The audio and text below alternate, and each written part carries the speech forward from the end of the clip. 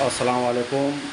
आज हमारे मकतब में हैदराबाद से तशरीफ़ लाएँ हकीम शरीफ गाड़ साहब, जो हमारे दिल की धड़कन है, दोस्त हैं, हमारे भाई हैं।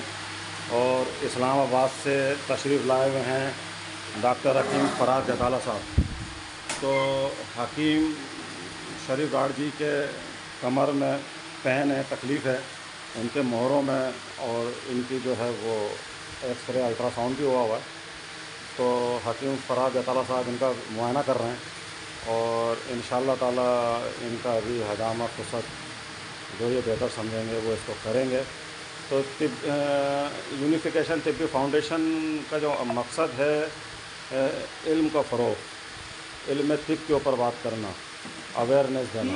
हम फसद करते हैं इंशाअल्लाह ताला फ़राज भाई कह रहे हैं कि फसद करते हैं इसके ऊपर। एक तो आपका ये लेग्स का करेंगे, ठीक है, और एक आपका ना ये बीपी के हवाले से, ठीक है, और ये जो ये सर से कर लेंगे, जो भी आपने करना है आप वो कर देंगे। आपका एचपी वगैरह ठीक है जी ठीक है ठीक है। इंशाल्लाह इस तरह बाकी पूरी के लिए और कोई मसला नहीं है। अच्छा, इस सुन जो होता है ना स्टार्ट, वो 500 होता है मेरे, बस ये ये इनका मुआयना हो रहा है और ये अभी हैदराबाद से पहुँचे हैं शरीफ गाड़ भाई हमारे,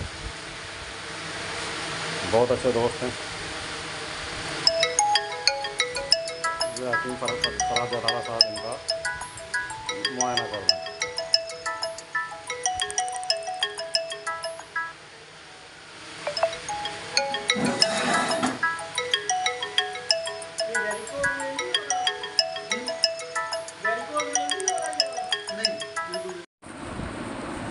अस्सलाम वालेकुम। आज हमारे मकतब में हकीम शरीफ गाड़ साहब आए और ये हमारी खुशनसीबी है कि इस्लामाबाद से डॉक्टर हकीम फ़राज जताला साहब जो हैं वो यूनिफिकेशन की कॉर्नर मीटिंग अटेंड करने के सिलसिले में आए हुए थे। तो हमने सोचा क्यों ना इस वक्त से फ़ायदा उठाया जाए और हकीम शरीफ गाड़ साहब को इतला करी ये कराची आ गए माशाल्लाह मीटिंग अटेंड करने, और इनका इस वक्त ये हजामा हो रहा है। आप देख रहे हैं किस तरीके से फ़राज भाई बड़े प्यारे अंदाज से इसको हजामा कर रहे हैं। और ये देखें राड़ जी अपना चेहरा भी हल्का सा उठा के दिखा देंगे ताकि आपको पता लग जाए। माशाल्लाह, ठीक है, ओके, क्या बात है फ़राज भाई। ये देखिए, ये फ़राज भाई इस वक्त जो है कट लगा रहे हैं एक ज़रूरत के हिसाब से, और ये हजामा इस वक्त हो रहा है।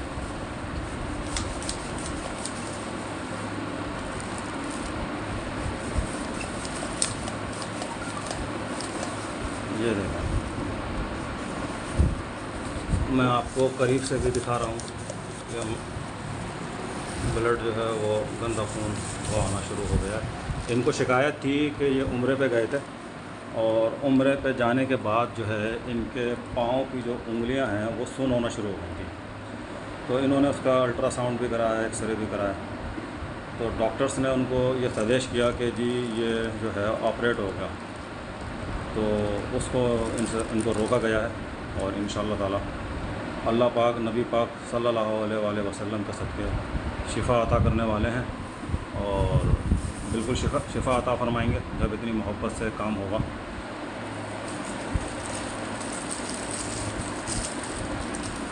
ये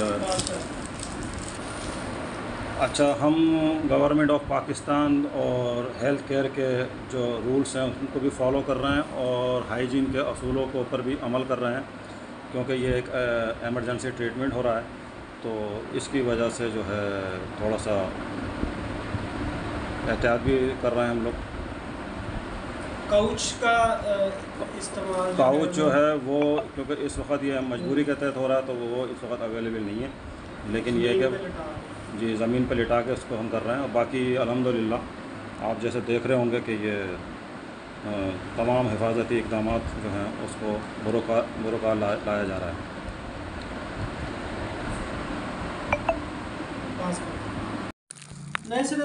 अस्सलाम वालेकुम। क्या बात है, क्या बात है। यूनिफिकेशन तिब्बी फाउंडेशन, रिजवान शाह साहब क्या कर रहे हो आप वहाँ बैठ के गुजर खान के अंदर।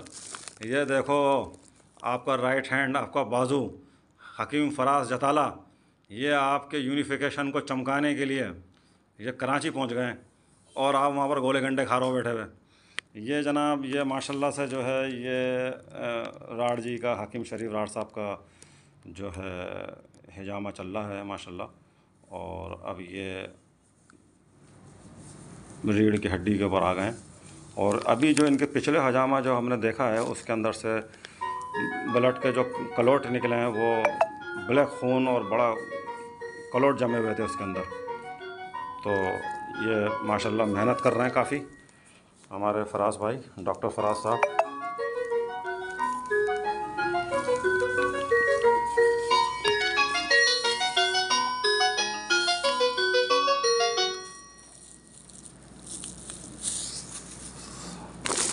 सारा कुछ मतलब कोई कुछ नहीं कंट्रोल और फिर बंदा फिर फोत हो गया थोड़े से बाद ना वो मैं गया मुड़ के वापस नहीं आया।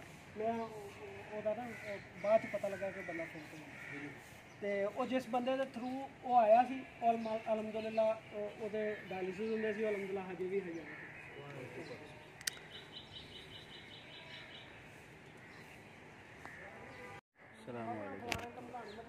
ये मीटिंग हो रही है हुक्म ये सारी चीज़ें मोस्टली हमारी जो अद्वियात में जो हल्दी जल्दी और ये तो आपकी उसमें भी है जो आप हड्डियाँ पकाते हैं उसमें भी इन चीज़ों का आपको साइड सामने रेस्टोरेंट का नाम याद कर लीजिए के सामने वाली गली। आसान तरीका ये और ये 5वीं गली है 5 तो सही है ना, आगे सीधे मजेदार रजीम खाए और यहाँ आ गया। वो जो क्लॉट है ना उसको डायलेट करता है, उसको करता है क्योंकि नेचर ने इसको बनाया है खून खट करने के लिए।